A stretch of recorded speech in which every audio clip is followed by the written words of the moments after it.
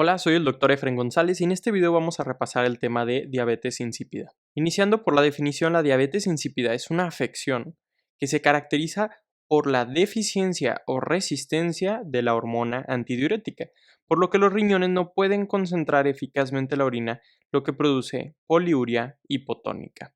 Es importante comentar que esta hormona antidiurética tiene otro nombre, que es arginina vasopresina, que se abrevia como AVP.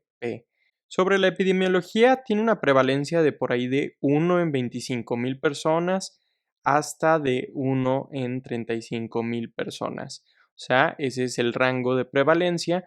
No tiene alguna predilección particular por algún tipo de, ya sea el sexo masculino o el sexo femenino. Y hay algunas formas familiares, por lo cual puede existir algún tipo de antecedente heredofamiliar. Sin embargo, estas formas familiares en realidad son bastante raras. Y justo como te decía, estas formas familiares son una minoría de todos los casos. Representan solo menos del 10% de todos los casos de diabetes insípida y se asocian usualmente a algunas mutaciones como las que vemos aquí. Por ejemplo, ABP es la mutación como tal del gen de la arginina vasopresina, o sea, de la hormona. Por otro lado, ABP-R2 es la mutación del receptor que se encuentra sobre todo a nivel renal de la arginina vasopresina, y AQP2, como veremos más adelante, la aquaporina 2 es una de las formas en las cuales ejerce sus efectos esta hormona a nivel renal. Entonces, ya sea que esté mutada la hormona o alguna de las partes de, ya sea el receptor o el canal de agua, pues cualquiera de estas mutaciones puede llevar una forma familiar, pero la mayoría de todas van a ser formas adquiridas y esto es lo importante que vamos a repasar. Hay dos grandes categorías de estas formas adquiridas y es que puede haber una resistencia o también conocida como diabetes insípida periférica. Aquí el problema está en el riñón, o sea, significa que la arginina vasopresina o hormona antidiurética está presente, pero cuando llega al riñón no funciona adecuadamente por algo, o sea, hay una resistencia a la función de esta hormona. Por otro lado, el otro conglomerado de causas es la deficiencia o diabetes insípida central, que significa que no se está produciendo esta hormona que usualmente es secretada a nivel de la hipófisis. Empecemos abordando algunas causas de diabetes insípida central. O sea, justamente una deficiencia. Y en realidad esta deficiencia de la arginina vasopresina es la causa más frecuente de diabetes insípida, pero las causas pueden ser bastante variadas, como vamos a ver más adelante. En general, la secreción de la arginina vasopresina requiere de varias cosas. Primero, hay que conocer que las neuronas, particularmente estas son neuronas magnocelulares, cuyo cuerpo se encuentra a nivel del hipotálamo y es aquí donde ocurre la producción de esta hormona. Particularmente estas neuronas magnocelulares, aquí solo estoy poniendo una para representarlo, pero obviamente es más de una, están distribuidas sobre todo en dos núcleos hipotalámicos, el paraventricular y el supraóptico. Desde estos núcleos van a extender sus axones para que lleguen hasta la neurohipófisis, que también se conoce como hipófisis posterior. Y justamente en estos axones terminales a nivel de la neurohipófisis es donde ocurre la secreción de esta hormona, de la arginina vasopresina. Por lo tanto, independientemente que se produce a nivel hipotalámico, pero se secreta a nivel de la neurohipófisis, cualquier daño o cualquier etiología que afecte esta conexión hipotalámica, infundíbulo e hipófisis posterior puede ser una etiología potencial de diabetes insípida. Las causas detrás de diabetes insípida central en un tercio de los casos es idiopática y de hecho muchas veces se sospecha que quizá la etiología detrás de eso es autoinmune. Sin embargo, en 2/3 partes de los casos de diabetes insípida central es secundaria a otra cosa. Pero eso puede ser bastante variado, como puedes ver en la lista de aquí a la derecha. Puede ser, por ejemplo, algún tipo de tumor en la zona, como es el cráneo faringioma, o puede ser una metástasis, particularmente se asocia, por ejemplo, a cáncer de pulmón, leucemias o linfomas que hacen metástasis y afectan la zona. Neurocirugía, particularmente más relacionado con cirugías que tienen que ver con justo la zona de la cela turca. Por ejemplo, tal vez están operando un adenoma de la adenohipófisis, o sea, de la hipófisis anterior, por ejemplo, un prolactinoma, y están operando y hacen un daño justo a alguna parte de estas estructuras. También hay otras, ¿no? Como hemorragia hipoficiaria, hemorragia subaracnoidea, lesión cerebral traumática, infección como meningitis, isquemias hipoficiarias o daño a los osmorreceptores, que son células específicas que están a nivel de los órganos circunventriculares, que son unos órganos que, digamos, no tienen barrera hematoencefálica y pueden detectar cambios de osmolaridad, y lo que hacen es que una vez que detectan que la osmolaridad de la sangre está subiendo, le dicen a estas neuronas magnocelulares para que secreten arginina vasopresina. Algunas etiologías potenciales de una diabetes insípida periférica, o sea, de nuevo, en este tipo de etiologías la hormona sí está, pero no puede hacer sus efectos correctamente a nivel del tejido renal.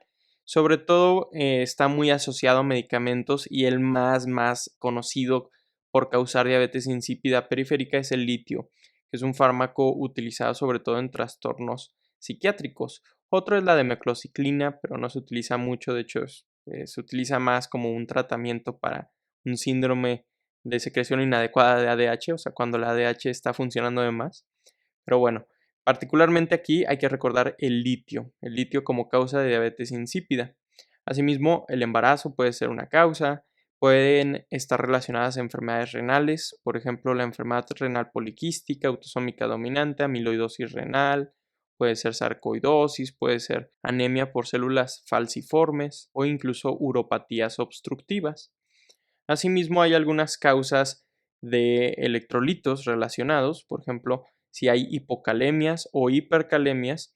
A grandes rasgos, digo, esto tiene una relación muy profunda con la fisiología renal, pero estas alteraciones del potasio y del calcio van a afectar a un transportador que se conoce como el NKCC2, que está en la región ascendente gruesa de la asa de Henle. Se dedica a absorber sodio, potasio y también cloro, pero el problema es que si está elevado el calcio o bajo el potasio, no va a funcionar bien y es necesario una buena acción de este transportador para que la arginina vasopresina funcione a nivel renal, porque este transportador hace que la médula esté hipertónica. Significa que la médula o el intersticio medular, que es justo como esta zona del riñón, pues está lleno de electrolitos como es sodio, como es cloro, etc.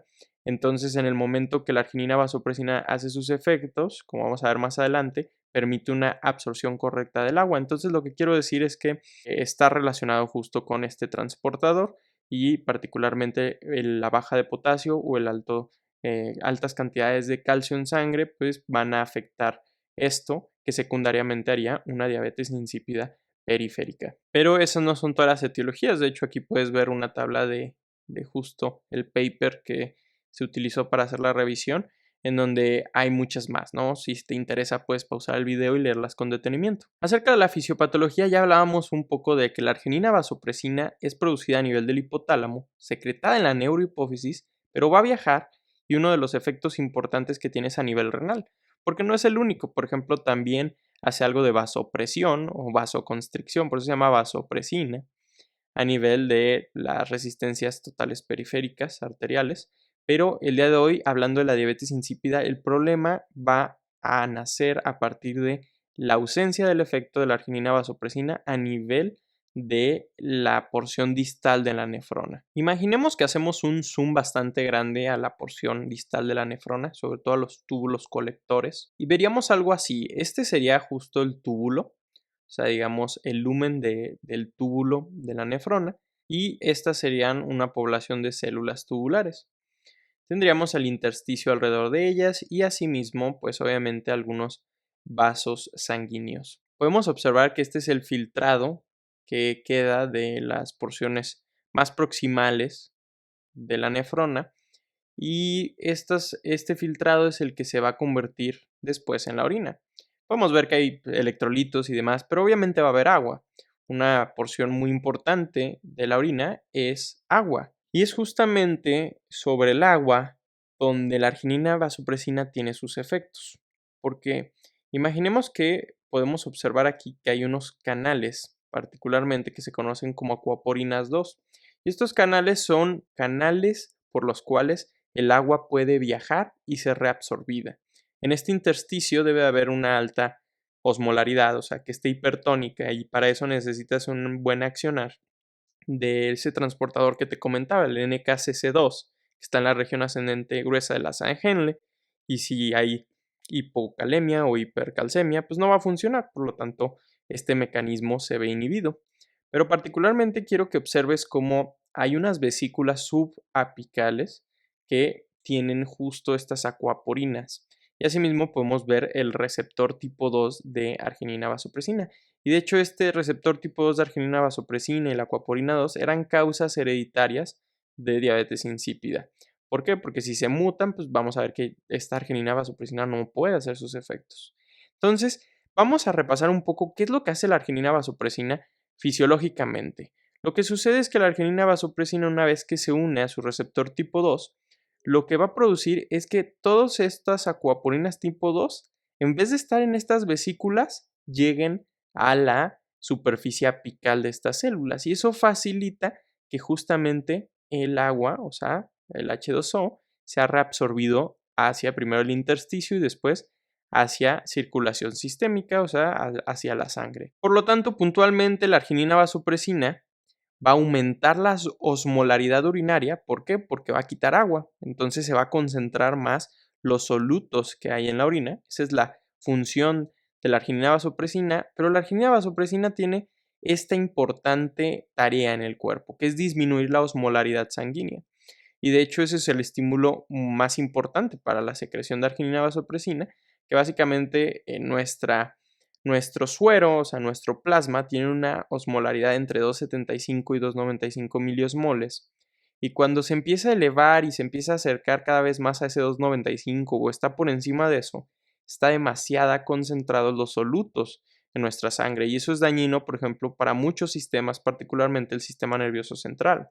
Por lo tanto, está justo esta hormona para secretarse y que agregue agua y estos solutos se disuelvan y la osmolaridad sanguínea regrese a la normalidad. Es por eso que podemos ver en esta imagen del paper como en la diabetes insípida central el problema es que la pituitaria no secreta esta ADH. Entonces no se puede secretar y no va y hace sus efectos a nivel periférico, o sea, a nivel del riñón. Y en la diabetes insípida nefrogénica, que es la periférica, es porque hay una sensibilidad reducida. Algo pasa en esta animación que te mostré en donde llega la arginina vasopresina y después hace la activación para que las acuaporinas lleguen aquí. Básicamente tiene una señalización. Primero utiliza una proteína GS y aumenta el AMP cíclico. Activa una proteína sinasa A que va y fosforila para que las acuaporinas lleguen a esta sección y puedan justo reabsorber el agua y que no se vaya a la orina o no se pierda. Pero en estas enfermedades el problema es justamente no funciona en la diabetes insípida, entonces va a haber mucha orina diluida porque está llena de agua.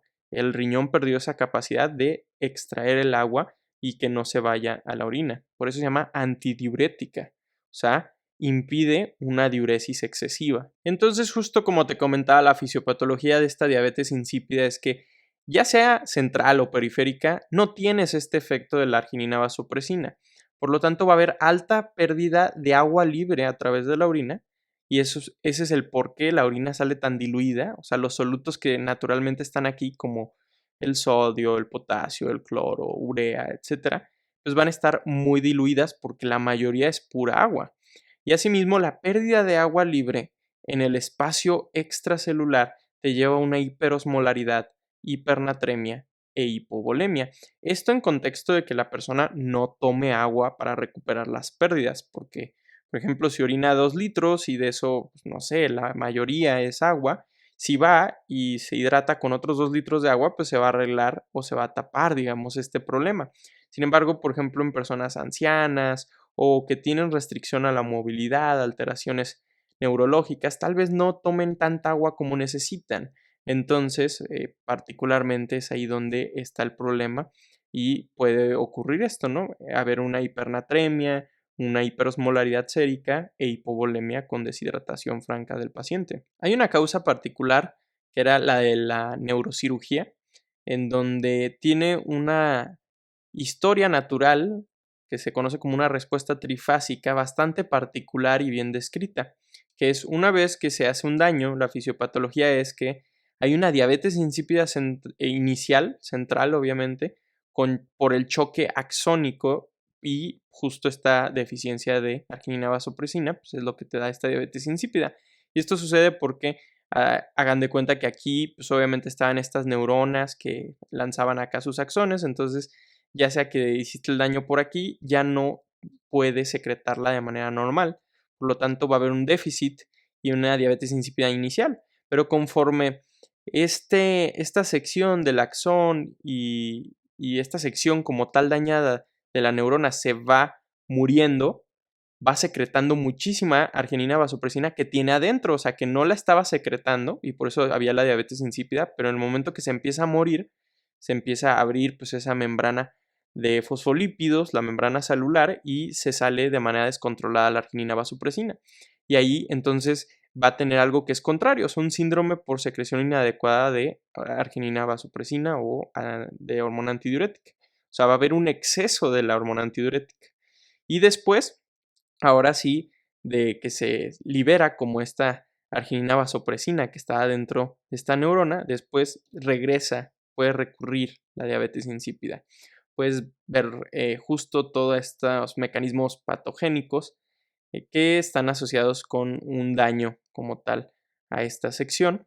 En esta imagen, ¿no? Justo te comentaba que el primero hay un daño usualmente a esta zona del infundíbulo de la pituitaria que causa un choque axonal, ¿no? Entonces se deja de secretar la arginina vasopresina y hay una diabetes insípida. Después se degenera ese axón terminal, o sea, se abre y libera esas argininas vasopresinas que tenían adentro y hay una liberación excesiva y después hay como una degeneración de esta neurona de manera retrógrada, entonces muere esta neurona y ya no hay otra vez producción de arginina vasopresina. Hablando acerca de la clínica, sobre todo va a ser el tema de mucha orina. Va a haber poliuria, además nicturia, debido al alto gasto urinario que tienen estos pacientes, pues tienen que despertarse varias veces la noche para ir y descargar la vejiga. Entonces eso puede tener también alteraciones en el sueño y somnolencia, etcétera. Y polidipsia, que es usualmente que debido a la pérdida excesiva de agua libre a través de la orina, pues entonces van a tener como constantemente sed y van a estar tomando bastante agua. Asimismo, en caso de que haya una baja ingesta de agua, o sea que esta polidipsia no logre controlar la poliuria, o sea la pérdida de agua no se vea contrarrestada por la polidipsia, entonces pueden aparecer signos y síntomas asociados a la deshidratación, a la hipernatremia y a la hiperosmolaridad, que te comentaba justo, especialmente tiene repercusiones en el sistema nervioso central, como alteración del estado mental, convulsiones o incluso coma. El diagnóstico se basa en varias pruebas y inicialmente tenemos los análisis de sangre y de orina. En los análisis de sangre pues, sería de mucha ayuda observar o analizar los electrolitos séricos, por ejemplo, particularmente el sodio sérico, para saber si está hipernatrémico, que en ocasiones eso sucede si no hay una buena ingesta o reposición de líquidos o hidratación de agua. Asimismo, puedes evaluar el calcio y el potasio, que son causas o etiologías potenciales de la diabetes insípida de tipo nefrogénica. Asimismo, se estudia la osmolaridad plasmática, que, como te lo comentaba, cuando hay una baja reposición de agua, pues sería una osmolaridad elevada. También la glucemia es importante porque es un diagnóstico diferencial importante. Se debe descartar que no tenga diabetes mellitus como explicación de esa poliuria. En el análisis de orina va a ser de especial utilidad la osmolaridad urinaria, que tiende a ser baja o la encontraríamos más baja de lo que esperaríamos, justo porque está diluida con muchísima agua libre. Igual se podría estudiar si hay glucosa o no como diagnóstico diferencial en el tema de la diabetes mellitus. Particularmente estos datos son muy importantes, que es el sodio más de 145, o sea que tenga hipernatremia, que en una recolección, por ejemplo, de 24 horas se evidencie poliuria con más de 50 mililitros kilo día de gasto urinario y que la orina está hipotónica con menos de 800 miliosmoles de tonicidad, ¿no? Y usualmente eso puede darnos suficiente información para hacer el diagnóstico. En ocasiones no es muy clara o no se puede como tal diferenciar entre otros síndromes, otros diagnósticos diferenciales, como es la polidipsia primaria, que en ese caso es que alguien está tomando demasiada agua y es lo que hace que orine demasiada agua, pero no porque tenga un problema en arginina vasopresina ni nada de eso. Entonces, a veces se necesita hacer justo este test. El test de privación de agua es útil, como te comento, para el diagnóstico diferencial entre polidipsia primaria y la diabetes insípida en su forma de deficiencia de la hormona o de resistencia, o sea, entre la central y periférica. Sobre todo cuando, como te comentaba, los datos previos no te den una respuesta clara de la causa de todos estos problemas, y lo que se hace es que se evalúa la capacidad de concentración de la orina durante un periodo de deshidratación. O sea, al dejar de tomar agua, esperaríamos que la orina empiece a subir de osmolaridad. Es lo normal que pasaría en una persona, porque debería de secretarse arginina vasopresina en respuesta a que hay menos líquido tomándose. Entonces, en una persona cuyo problema principal era que estaba tomando demasiada agua, pues se va a evidenciar que la osmolaridad va a empezar a subir, porque sí tiene bien su sistema de la arginina vasopresina. Pero en la diabetes insípida no va a suceder así. Es por eso que luego se administra desmopresina, o sea, que es un análogo sintético de la hormona que falta, o sea, la arginina vasopresina, y gracias a esta desmopresina vemos si hay o no efecto, y así diferenciamos si es la versión de diabetes insípida central, porque en la central, cuando das esta hormona, al suplementarla de manera exógena, entonces va a subir la osmolaridad de justo de la orina.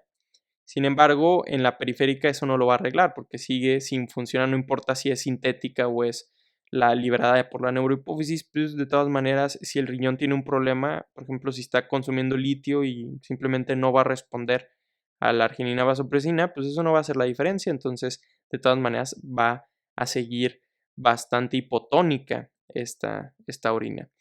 Una vez que se sospecha particularmente una diabetes insípida por deficiencia, o sea, por ejemplo, que sí haya tenido una respuesta a la desmopresina, ahí hay que confirmar con una imagen si hay una lesión ocupante o alguna causa subyacente que se pueda observar. Particularmente la modalidad de imagen más usada es la resonancia magnética con protocolo para hipófisis o de silla turca. Aquí pueden ver el algoritmo justo de diagnósticos diferenciales y del abordaje de esta patología que se incluía en el artículo de referencia, y vamos a hacer una revisión rápida del mismo. Si quieres puedes pausar el video y leerla con más detenimiento, pero iniciaríamos con una persona que tiene poliuria y es hipotónica, y mediríamos el sodio, la osmolaridad del plasma.